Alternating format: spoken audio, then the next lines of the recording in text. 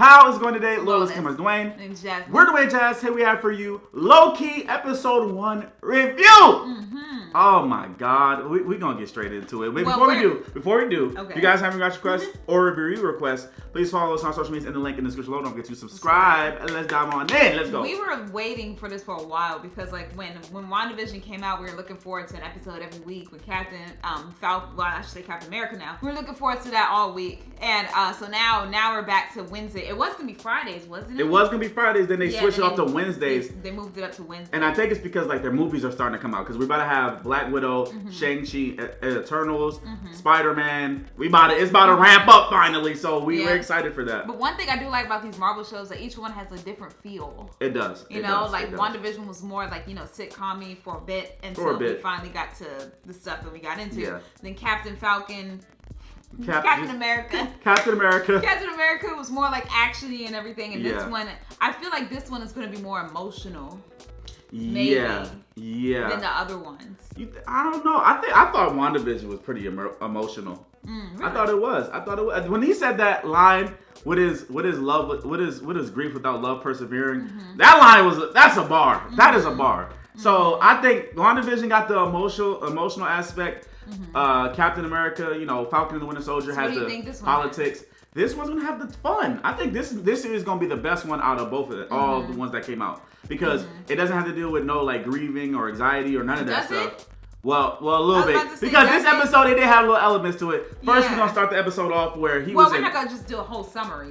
No. We always do summaries. We're gonna do a short. We're gonna do a short summary. Yeah. Basically, when this episode starts off with him going to Mongolia and getting the Space Stone, and then the TVA just pops out of nowhere. Well, that was the part where he stole the Tesseract and he had a good point too, because the TVA, they're responsible for getting everybody order to the sacred timeline. Keeping order to the sacred timeline, which is basically all the timelines they said put into like one.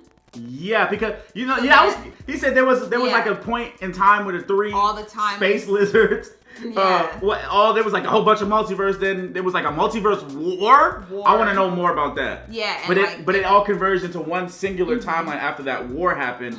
So I really wonder what's gonna happen. If the fight continued, then it would have been like everything would be gone. Basically. So they brought it all into one sacred timeline, and keep saying that instead of like the timeline. They say the sacred timeline. They dropped Nexus. Yes. And we know... A Nexus event? Is that what they call it? A Nexus event. Yeah. And we know in WandaVision that she is a Nexus level being. So she has the power to... Thus, I think she's going to create another multiverse. Yeah. Well, I think this show is going to lead us up or give us clues to like Doctor Strange's multiverse of madness. That's what I think that this is all kind of like leading up to. Because they did say that like if you divert from the sacred timeline, then you become a variant, and then that causes like a multiverse like conundrum. We just call it conundrum. Yeah, thing happening basically.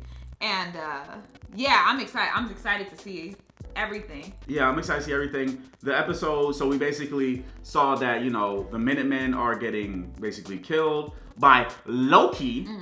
And I think it's going to be the female version of Loki. Because Loki is gender fluid because he's able to shapeshift. So he would, of course, be able to bend his body to whatever he wants. So I think it's like a female Loki that he's going to have to find and figure out why they're doing it and everything like that.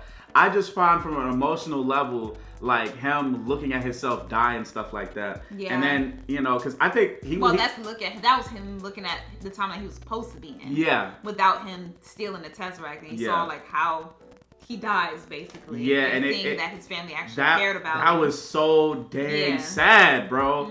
Like his mom, and then he's seeing his dad die. Then seeing himself die, and then like him and Thor like having a relationship. Man, it was so. I was about to cry, bro. That, like I love you, my sons. I know. Not just Thor. Like I love you too. I know, bro. Yeah. I was about to cry, and then it was like he was like, I don't enjoy hurting people, and that he has to do and stuff. Yeah, because I think he feels as though he is like a small. You know what I'm saying? He's like, I don't have no control. I feel small, so therefore, if I do this, then I'll feel bigger. Yeah, you know what I'm saying? And then, it was just crazy. Then the craziest thing about that episode was the Infinity Stones, though. Oh yeah, I understand now, because like when we was watching the episode, like, and they're like I'm gonna call it a realm. Their realm of like the TVA and where they're at. They say that magic and things like that doesn't work there. It but doesn't. as Loki, when he was getting sentenced, like, you know, he was in court, he tried to use his own powers and that didn't work. And technically he's the god, so like that didn't work. So when you look at the stones, he's like, where did you get these? And they're like, oh, some of us use it as paperweights and stuff. It's because they literally do not have any power at all. It's just jewels at that point. It's just like, jewelry at that point. It's just jewelry. So so he looked at that and he was just like, what is the point of all this stuff? Yeah. And the thing that gets me though is because like people they talked about like how I think that Loki had a very good point when he was trying to plead his case in court. Yeah. Because they were like, oh, he's guilty for, you know, deviating from the sacred timeline and things like that. And then he was like, well, you should be mad at the Avengers because had they not done what they did, I wouldn't have been able to steal it. And he had a point. He said, the funniest thing was when he was like, obviously they went to go back in time travel so they could stop me from having my glorious purpose of taking over the world. And so you were right though, like I'm like, technically he's right. He's like, why aren't you going after them? Why are you going after me? And then they're like, oh, that's because they're supposed to do that and you're not supposed to do that. And that begs the question, like, and he did ask, like, well, who gets to approve if what I do is wrong or what they do is right or whatever like that, according to the timeline. They're like, oh, well, it's according to, you know, the time lords, the 3 time lords or whatever like that. And then they're like, so what do you do? And right, I dictate what the time. We dictate what the dick lord. I said, what? the Time Lords. The Time Lords. What you got? The Time Lords. You know, they're dictating. They dictate what the Time Lords dictate. Tell them to dictate. Yeah, there we go. Clean it up for you. Anyway, basically, so it's a lot of dictation going on. And I like Mobius. Mobius is so like funny to me. Like I love his whole attitude. Owen Wilson. Yeah. I didn't even notice that was Owen Wilson because I haven't seen him in a long time. His hair is short. His hair is short. It is so weird because like his face aged a little bit, not too much. Yeah. But like his voice sounds exactly the same. So when I heard his voice, like I recognized who he was after I heard his voice. But like you're used to seeing him with the blonde, long hair, not like dusty peppered, like white, short hair. Like gray hair and stuff. Like yeah, it's just crazy. And then you know, it's interesting how the powers work with the little time. I don't even know what to call it, like a staff stick. The enforcement stick. When they hit him in slow motion. Yeah. That was so cool. I was like, I thought the whole scene was in slow motion, but it was just him. She was like, yeah, you're moving at like a 1/16 of a second. I'm like, dang. I thought it was just him getting hit and they just being funny about it. No, boy, you're slow. You're slow. And then also they had that, like, the thing about how because they said when they was going in there, they said a scroll was in there. Yep. And then they used that other dude. I don't know how. Was a deviant. I don't know how the other dude got in there. Because they did say that if you're late to work, I'm like, how am I messing the timeline if I'm late to work? Yeah, and it's like, how am I supposed to know if it's wrong? Like, if it's based on small things like that, it's like, okay, how am I supposed to know that I'm deviating from a timeline that I don't even know, like, is the right sacred timeline or not? Like, how am I supposed to know? Because every choice leads to a different path that you make in your life. So it's like, how am I supposed to tell that I'm doing the wrong one if I'm in the present? Like, how am I supposed to know? But yeah, you basically get reset, and I don't know exactly what it means, but it looked like you get destroyed.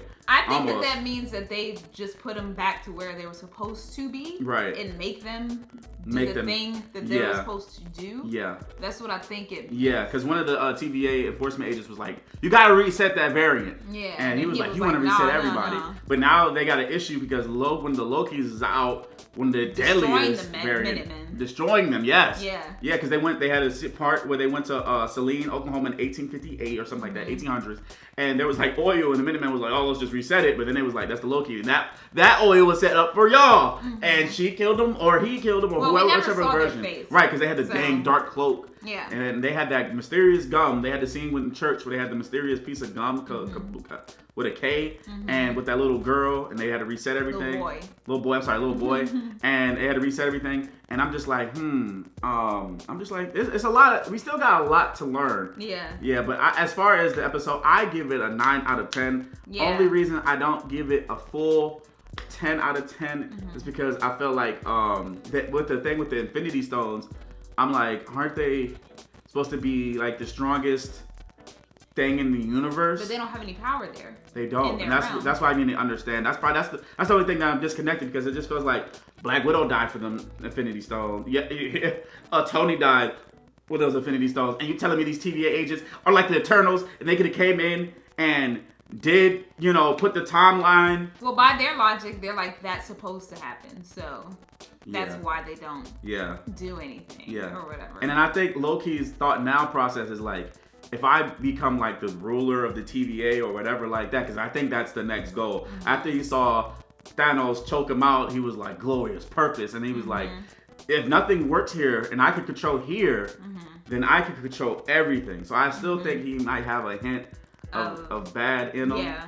But, seeing your life flash before your eyes, literally. Especially seeing you die. Seeing you die, the way you died, and then everything that, I felt so bad for Loki, man. I was like, I was about to cry. I was like, man, whoo! It was such a good dang episode, man. I'm excited for this series. I think it's gonna be the best one. I feel like it's gonna be a good. But what's your rating? You didn't give your rating yet. Oh, I don't have no complaints.